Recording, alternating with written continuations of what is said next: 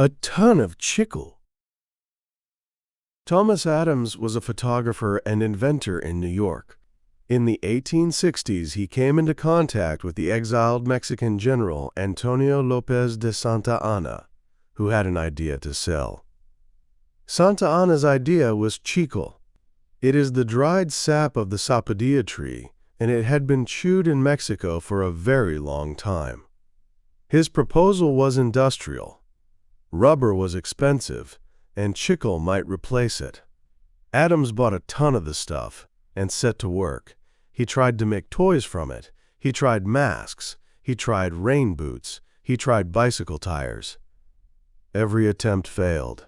Chicle would not behave the way rubber behaves, and after months of experiments, he had a warehouse problem instead of a business. What he did next is the whole story. He had watched people chew it, so he boiled a small batch, rolled it, cut it into pieces, and put it in a drugstore to see what would happen. In 1871, he patented a machine for making the stuff in quantity, and Adams' New York gum went on sale at a penny apiece. The rubber substitute never worked. The company built on the failure became the largest chewing gum business in the country. Chicle itself was mostly replaced by synthetic bases in the last century, so the gum sold today usually contains none of the material that started it. An antiseptic looking for a job.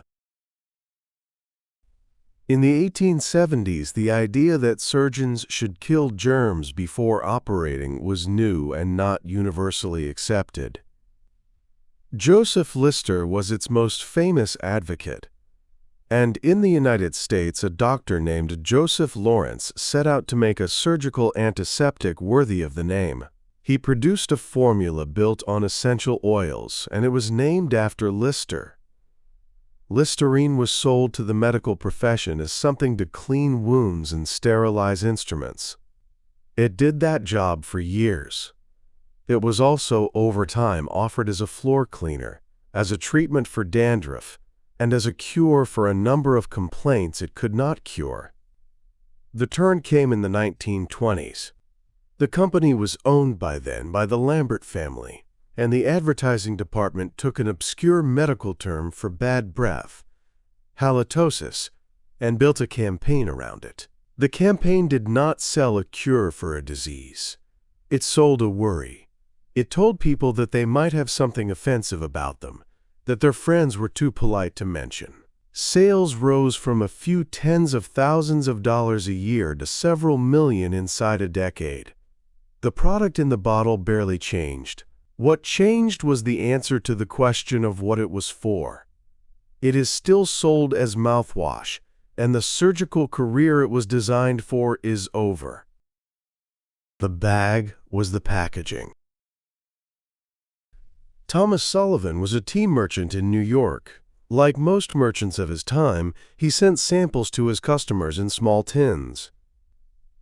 By the usual version of the story, in about 1908, he decided to save money and sent the samples in small hand-sewn silk bags instead.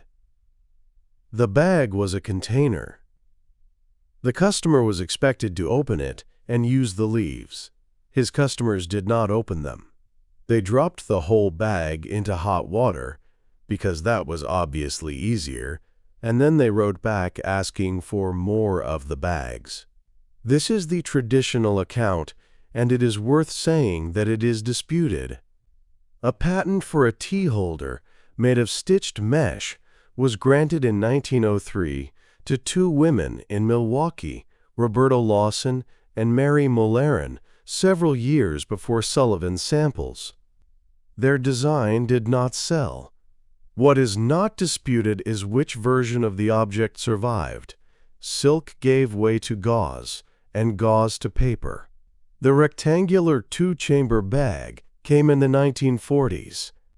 Most of the tea drunk in Britain and America today is drunk out of a bag, and the bag is no longer packaging in any sense. It is part of the brewing equipment, thrown away wet, and the tins it was meant to replace are the collector's items.